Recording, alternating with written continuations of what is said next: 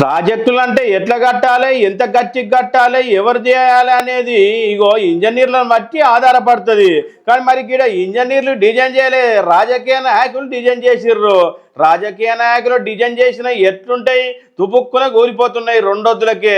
అదే వెనకట చూసినవా ఇంజనీర్లు డిజైన్ చేసిన కట్టినవి ఎట్లున్నాయి అంటే ఒక్కసారి చూసొద్దాం ఆ ప్రాజెక్టులు ఏమేం కథ అని.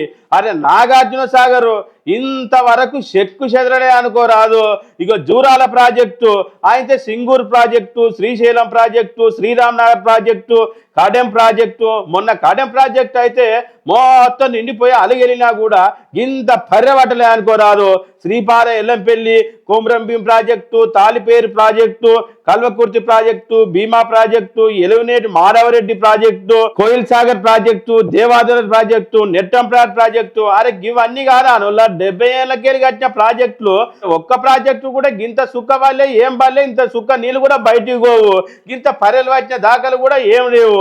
ఆయన 2 ఏళ్ళు కాలేదు ఈ ప్రాజెక్టు కుంగిపోయిందంటే ఎట్లా కుంగిపోతుంది? ఇది కట్టిన మేస్త్రిగాడు, ఏసోని మేస్త్రిగాడు, ఆయనతో ఎల్లంటోని విచారించాలి.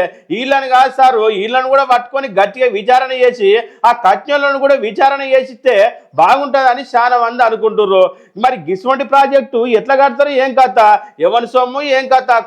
కోట్ల డబ్బులు పెట్టి కట్టి మీ ఇంట్లోకి జమ చేసుకుంటారా? మీ బంగ్లాలు కట్టుకోనికే పని చేస్తట్టున్నాయి అని చాలా మంది అనుకుంటున్నారు.